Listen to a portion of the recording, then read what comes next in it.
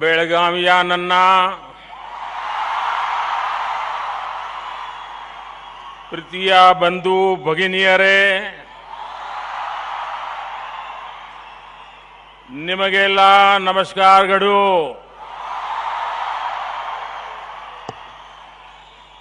मंच पर विराजमान केंद्र में मंत्री परिषद के मेरे साथी श्रीमान अनंत कुमार, श्रीमान सदानंद गौड़ा,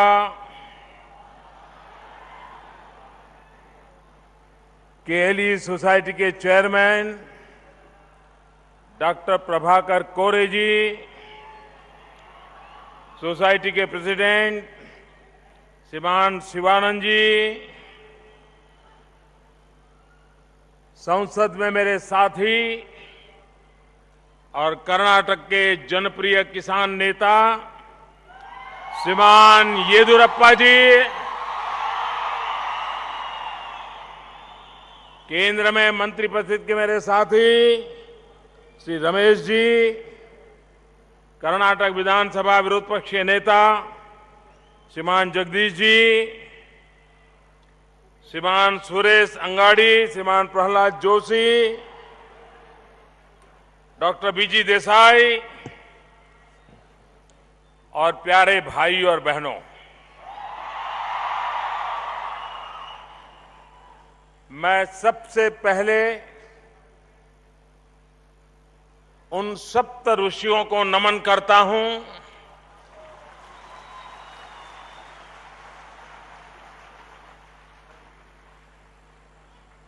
शिक्षक तो बहुत होते हैं, अच्छे शिक्षक होते हैं, उत्तम शिक्षक होते हैं, समर्पित शिक्षक होते हैं, लेकिन शायद इतिहास में अमर शिक्षक का शब्द प्रयोग करना होगा तो इन सप्त ऋषियों के लिए अमल करना होगा.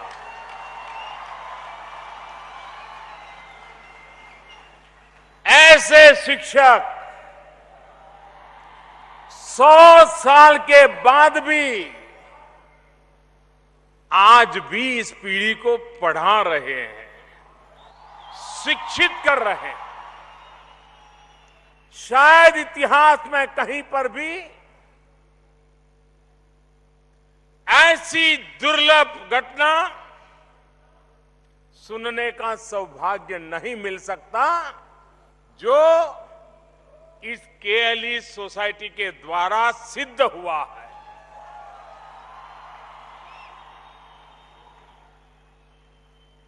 मैं देख रहा हूं मेरे सामने लाखों की तादाद में ये सारे नौजवान बैठे हैं.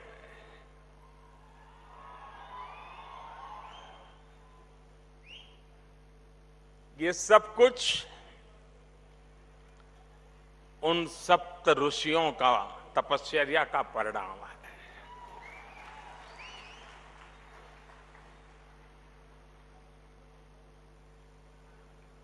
लोकमान्य तिलक जी से प्रेरणा ली, संत बसवेश्वर जी ने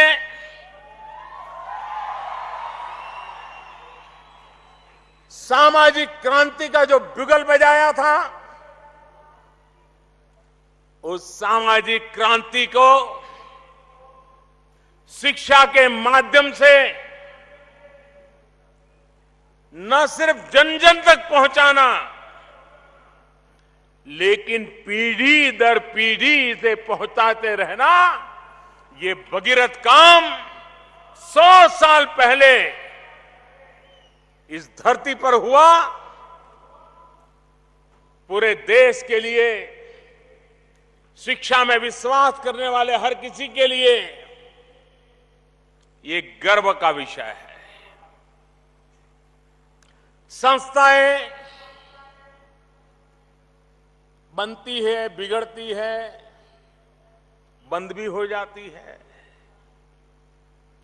लेकिन आप कल्पना करिए उन 7 ऋषियों ने ऐसी तो कैसी मजबूत नींव डाली होगी कि आज 100 साल के बाद भी ये फल रहा है, फूल रहा है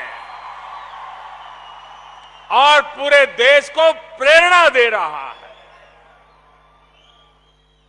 आज दुनिया के हर कोने में कोई न कोई तो होगा जो कहता होगा कि मैं केएलई का विद्यार्थी था।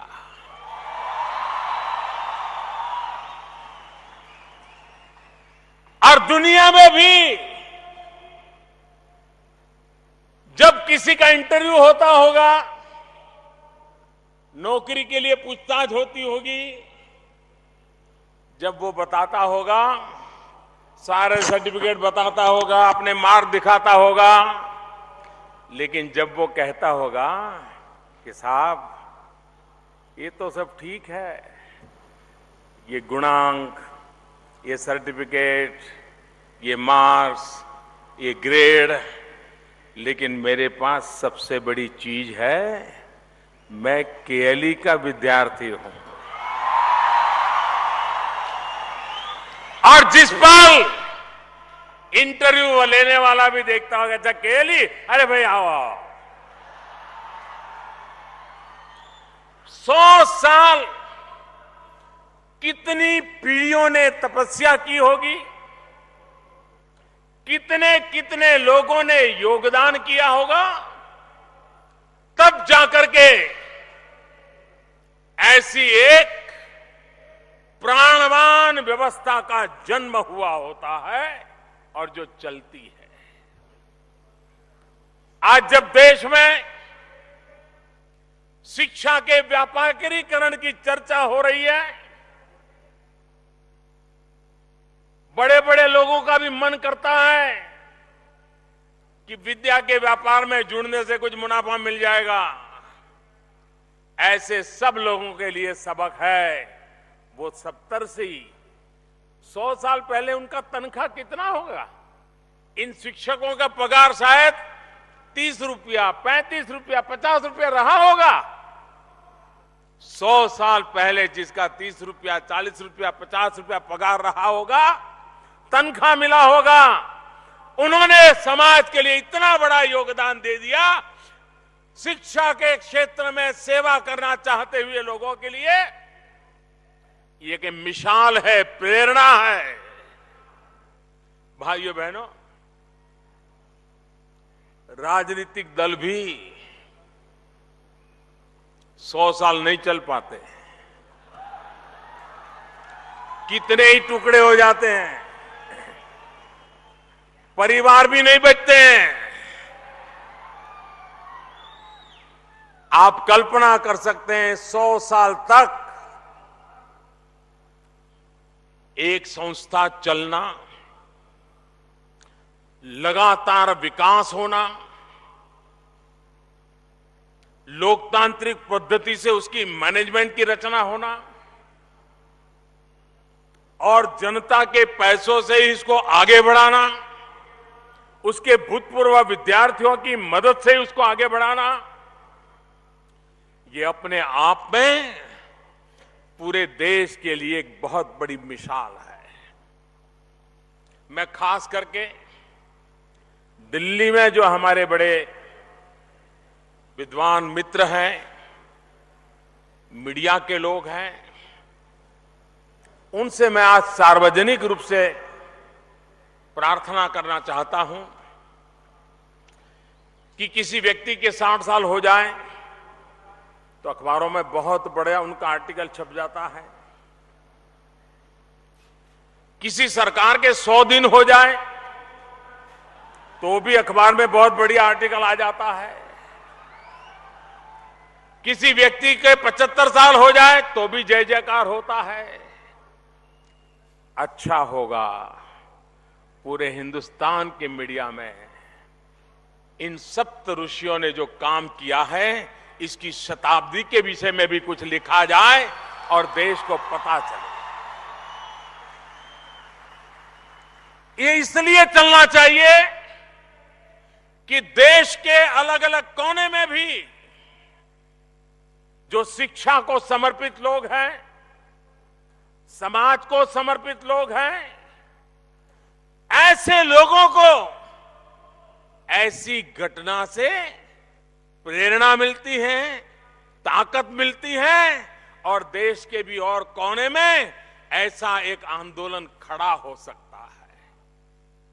भाइयों बहनों, जब आजादी का आंदोलन चल रहा था तब महात्मा गांधी जी ने भी आजादी के सिपाही तैयार करने के लिए गुजरात विद्यापीठ नाम से शिक्षा संस्था को जन्म दिया था। लोकमान्य तिलक जी ने भी आजादी के सिपाही तैयार करने के लिए और राष्ट्र को अपनी ताकत पर खड़ा करने के लिए शिक्षा पर बल दिया था। 21वीं सदी में भी भारत को दुनिया में अगर अपना लोहा मनवाना है तो ये हमारी युवा पीढ़ी, उनका कौशल, उनकी शिक्षा वही मनवा सकती है।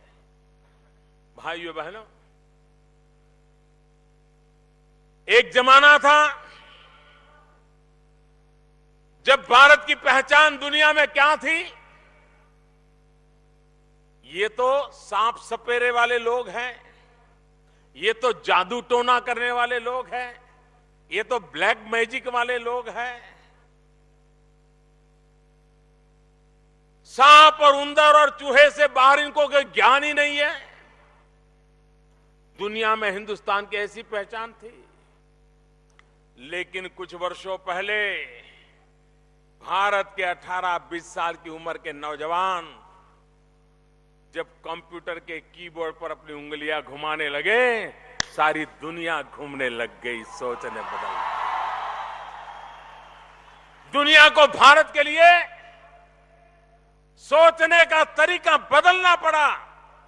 विश्व को मानना पड़ा कि भारत के पास अद्भुत शक्ति है, अद्भुत सामर्थ्य है और उसका मूल आधार शिक्षा है।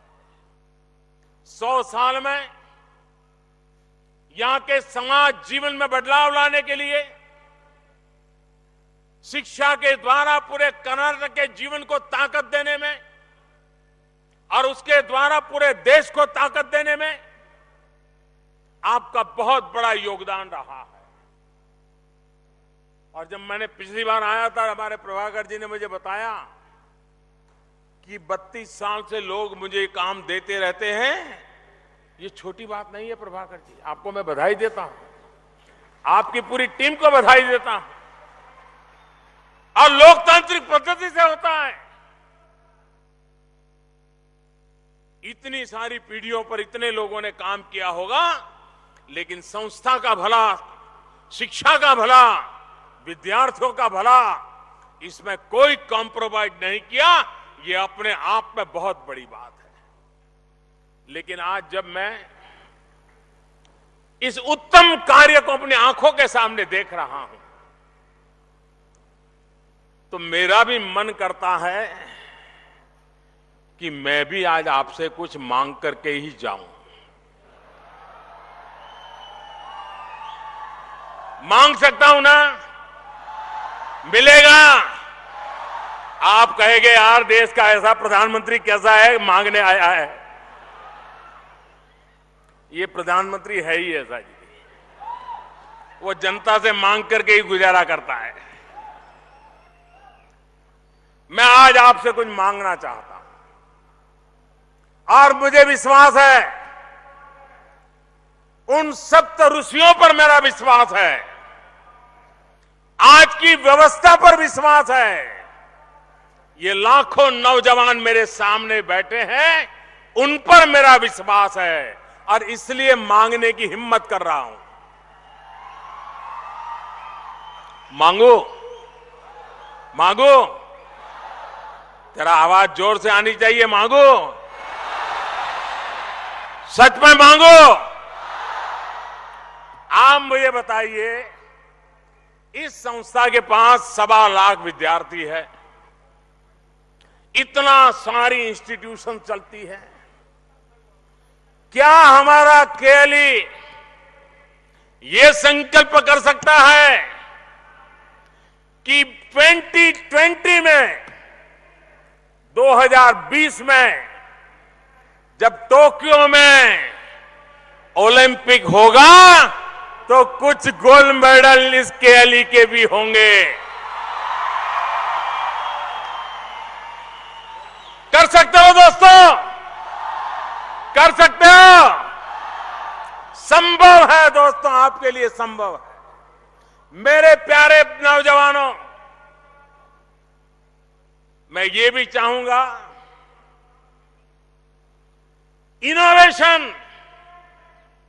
इनोवेशन ये विकास की जड़ी बूटी है।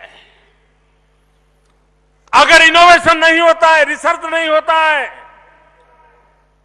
तो जीवन में ठहराव आ जाता है, और जो रिसर्च करते हैं वो आगे निकल जाते हैं। हम सिर्फ उनकी प्रोडक्ट के लिए खरीदार बन के रह जाते हैं।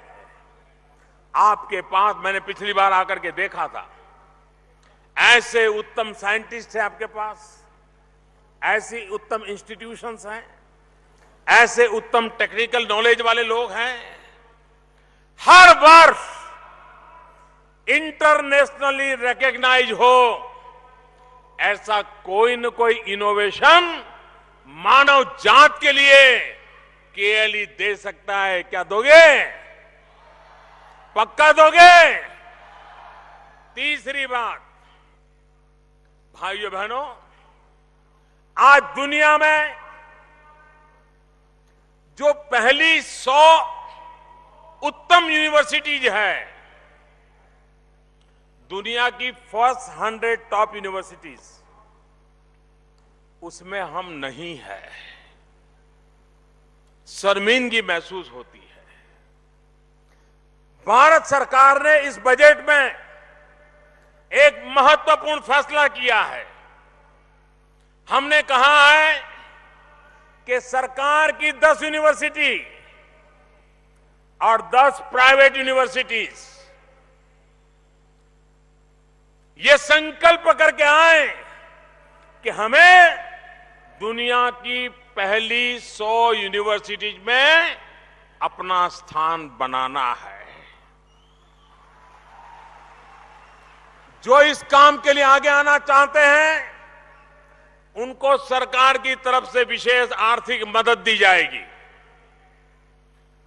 जो इस काम को करने के लिए आना चाहते हैं, उनको सरकारी बाबुओं के जो बंधन होते हैं, ये परमिशन, वो परमिशन, ये नियम, वो नियम, उसमें भी मुक्ति दी जाएगी, खुला मैदान दिया जाएगा।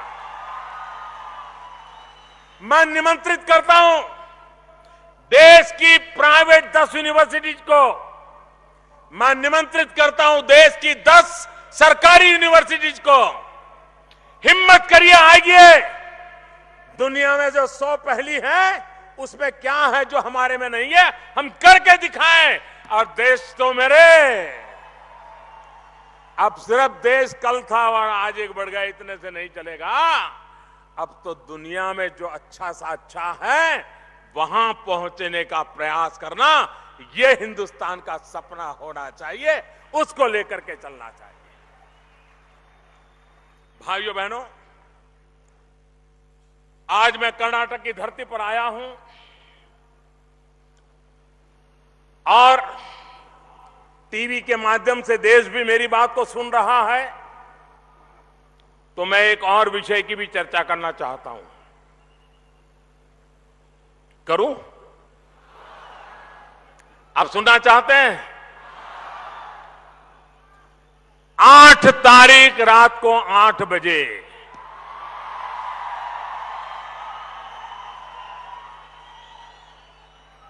आपने देखा 2012, 2013, 2014 अखबारों में खबरें आती थी कि कोयले में इतने लाख करोड़ खा गए, 2G स्कैम में इतने लाख करोड़ खा गए और 8 तारीख के बाद आपने उनका हाल देखा।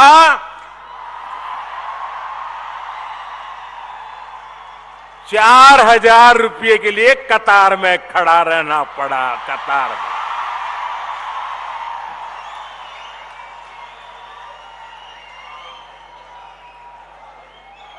मेरे प्यारे देशवासियों,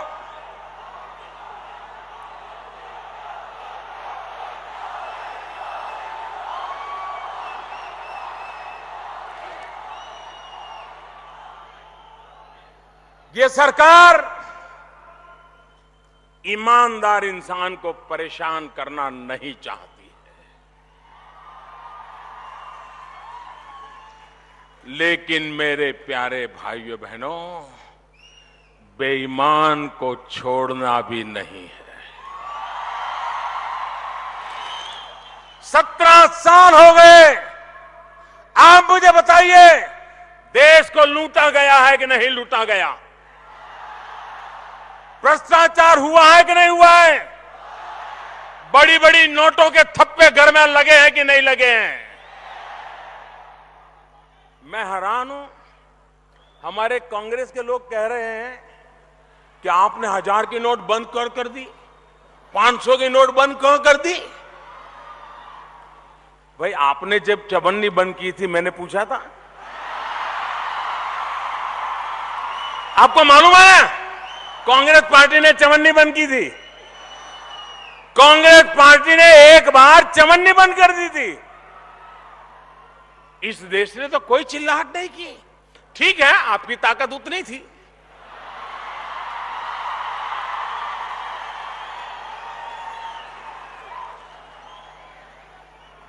बंद करने में तो आप भी सहमत थे, लेकिन बड़ी नोट बंद करने की आपकी ताकत नहीं थी, चमन्नी से गाड़ी चलानी थी। और जो लोग आज मुझे सवाल पूछते हैं कि मोदी ने 1000 की नोट का जादू किया, भाइयों बहनों, जो लोग मेरे भाषण सुनते हैं, मेरी बातें सुनते हैं, ये बात मैं पहली बार नहीं बोला हूं। 5 साल पहले सार्वजनिक सभा में मैंने कहा था कि कांग्रेस पार्टी में दम नहीं है, चवन्नी बंद कर रही है, मेरा चले तो मैं 1000 के नोट बंद कर दूं। आज भी उसका वीडियो कहीं चलता होगा, देख सकते हैं आप लोग। भाइयों बहनों, मैंने देश के साथ कुछ छिपाया नहीं है। मैंने पहले ही दिन, मेरे प्यारे भाइयों बहनों, अगर मैं झूठ बोलूं तो आपको मुझ पर गुस्सा करने का पूरा हक देता हूं। मैंने पहले ही दिन कहा था, इस काम के लिए मुझे 50 दिन दीजिए, 30 दिसंबर तक का समय दीजिए। कहां तक नहीं कहा था? कहां तक नहीं कहा था? मैंने पहले ही दिन कहा था कि 30 दिसंबर तक थोड़ी तकलीफ रहेगी। कहां तक नहीं कहा था? भाइयों बहनों, मैंने देश को विश्वास में लेकर के काम किया है। देश में ईमानदारी, करोड़ों लोग हैं जो ईमानदारी के लिए जीते हैं, ईमानदारी के कारण सहते हैं। आप मुझे बताइए, सरकार का ईमानदारों की रक्षा करने का काम है कि नहीं है?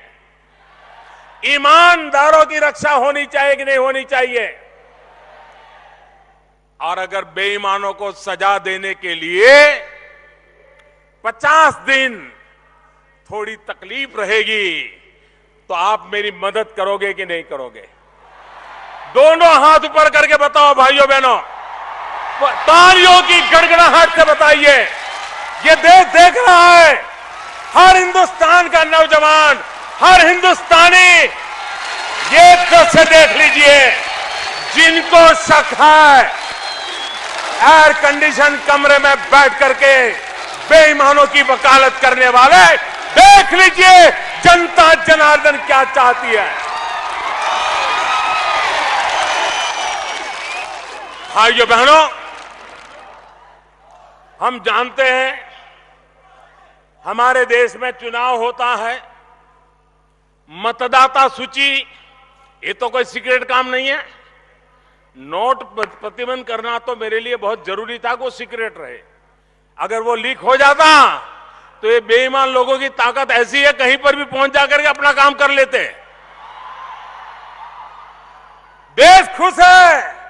8 तारीख को हिंदुस्तान का गरीब चैन से सो रहा था और अमीर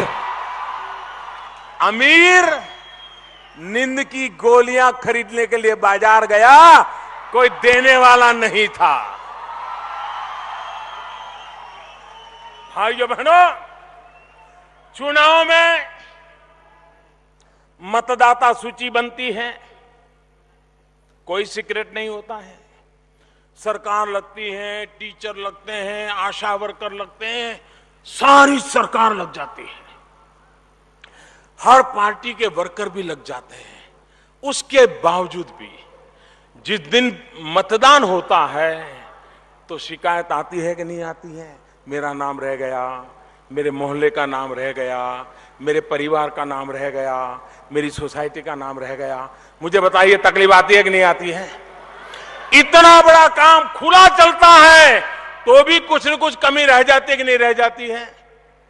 आप देखिए, हिंदुस्तान का जब चुनाव होता है पूरे देश का, करीब करीब 3 महीने चलता है। 90 दिन तक सारा कारोबार ठप हो जाता है। सारे अफसर, हर किसी को चुनाव का ही काम करना पड़ता है, किसी भी डिपार्टमेंट में क्यों ना हो। भाइयों बहनों, चुनाव में सरकार की इतनी ताकत लगती है, पॉलिटिकल पार्टियों के लोगों की लगती है, मीडिया की मदद मिलती है, तो भी 60-70% मतदान होता है और 90 दिन तक गाड़ी चलती है।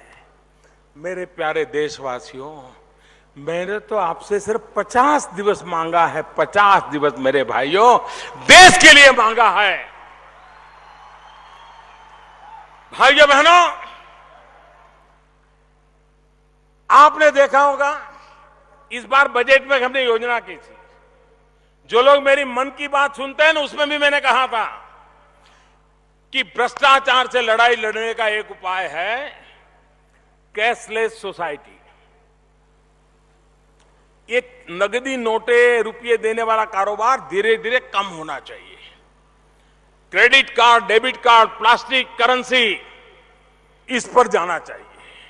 और इसलिए भारत सरकार ने अपने बजट में क्रेडिट कार्ड, डेबिट कार्ड के ऊपर टैक्स लगता था, वो टैक्स हमने हटाया था और सरकारी विभागों को भी कहा था कि आप भी इसको कम कीजिए, हटाइए। कई विभागों ने कम भी किया है, कुछ विभागों ने हटाया भी है। ये इसलिए किया था कि मुझे आज ये करना था। मैंने जब प्रधानमंत्री जनधन अकाउंट खोले, गरीबों के खाते खोले, उसके साथ उनको एक क्रेडिट कार्ड दिया, डेबिट कार्ड दिया है, रुपए कार्ड 20 करोड़ लोगों को दिया है, ताकि धीरे धीरे गरीब आदमी को भी उस कार्ड के द्वारा अपना कारोबार कराने की आदत लग जाए। धीरे धीरे समय लगेगा, लेकिन ये काम 2 साल पहले किया है भाइयों, मैंने अचानक नहीं किया है। ये बात सही है, बीमारी इतनी गहरी है, इतनी 70 साल की पुरानी बीमारी है भाई, और हर किसी को ये बीमारी लग गई है। भाइयों बहनों, मैं दवाइयों का डोज बढ़ा रहा था। पहले 1 डोज देता था, फिर दूसरा डोज दिया, अभी जरा बड़ा डोज दिया है। और बेईमान लोग और बेईमान लोगों की रक्षा करने वाले लोग ये भी कान खोल करके सुन लें, 30 दिसंबर के बाद मोदी अटकने वाला नहीं है।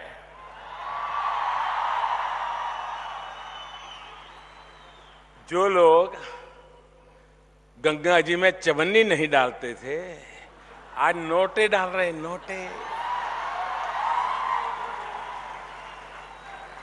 मैं एक दिन टीवी पे देख रहा था कि कूड़ा कचरा साफ करने वाली एक महिला कहते 57,000 रुपीज उसको कूड़े कचरे में मिला। वो बेचारी पुलिस थाने में जमा करवाने चली गई कि साहब इतने रुपये मिले। मैं अभी आया तो यहां स्वागत में हमारे प्रभाकर जी ने लोगों को फूल की पंखुड़ियां डाल रहे थे। मैंने कहा वो दिन दूर नहीं होगी जब कोई नेता आएंगे तो लोग हजार हजार नोटों की कतरन कर करके डालेंगे। भाइयों बहनों, सफाई करना जरूरी है और इसलिए मुझे आपकी मदद चाहिए। तकलीफ पड़ेगी, मैंने ये कभी नहीं कहा था तकलीफ नहीं पड़ेगी। मेरी पूरी कोशिश हो। आप देखिए जी, मैं कल देख रहा था बैंकों में बैंक के कर्मचारियों ने एक साल में जितना काम करते हैं ना, उससे ज्यादा काम 10 दिन में किया है भाई। 10 दिन में हम सब बैंक के कर्मचारियों के लिए ताली बजाइए भैया। इतना अच्छा काम कर रहे हैं आज बैंक के लोग हमारे, उनका अभिनंदन करें। मैंने देखा 75 साल की उम्र के, 70 साल की उम्र के, 60 साल की उम्र के जो बैंक में से रिटायर्ड हुए हैं, ऐसे लोग बैंकों में गए। उन्होंने कहा साहब इस समय अगर मुफ्त में भी हमारी सेवा चाहिए तो हम काम करने के लिए तैयार हैं। हमारे पास बैंक का अनुभव देश भर में हुआ है। मैंने ऐसे नौजवान देखे जो कतार में सीनियर सिटीजन खड़े थे, उनके लिए अपने घर से कुर्सियां उठा करके लाए, उनको बैठने की व्यवस्था की। मैंने ऐसी माताएं बहनें देखी जो कतार में खड़े हुए लोगों को घर से ला करके पानी पिला रही हैं। भाइयों बहनों, सिनेमा थिएटर के बाहर टिकट लेने के लिए कभी कभी झगड़ा हो जाता है। इतना बड़ा हिंदुस्तान शांति से कतार में खड़ा है और अपने नंबर का इंतजार कर रहा है। देश बेईमानी से थक चुका है। भाइयों बहनों, पेन है, मैं मानता हूं। मेरे इस निर्णय के कारण पेन है, लेकिन देश को गेन ज्यादा है। देश को गेन ज्यादा है भाइयों बहनों। और मैं आपको विश्वास दिलाता हूं, मैं आपके साथ खड़ा रहूंगा। मैं ईमानदार लोगों से कहना चाहता हूं, आप किसी बेईमान को अपनी 500 या 1000 की कमाई की नोट जल्दबाजी में मत दीजिए। 30 दिसंबर तक आपके पास समय है। कोई 400 में लेने वाला निकल जाएगा, कोई 800 में 1000 की नोट लेने वाला निकल जाएगा। आपके 500 रुपया मतलब कि 499 एंड 100 पैसा, पूरा का पूरा 500 का आपका हक है और सरकार आपको देने के लिए बंधी हुई है। 1000 की आपकी ईमानदारी की नोट आपका हक है, सरकार बंधी हुई है। 30 दिसंबर तक ये प्रक्रिया चलने वाली है। प्रक्रिया संतोषजनक होने वाली है। और जो लोग हो सकता है जो गंगा में बहा देंगे, कोई कूड़े कचरे में डाल देंगे, कोई कतरन मरा देंगे, वो तो शायद बच जाएंगे। नोट जाएगी उसकी 200 करोड़ 400 करोड़ जाएगा। लेकिन कोई दूसरे रास्ते से बैंक में जमा करके ईमानदारी का खेल करने गया तो देश आजाद हुआ तब से अब तक का सारा चिट्ठा खोल करके रख दूंगा। 200% टैक्स लगाने वाला 200% दंड लगाऊंगा। बहुत लूटा है मेरे प्यारे देशवासियों। लूटने वालों को आपने देख लिया है। 70 साल देश लूटा गया है। मुझे 70 महीने दीजिए, मैं साफ करके रख दूंगा दोस्तों।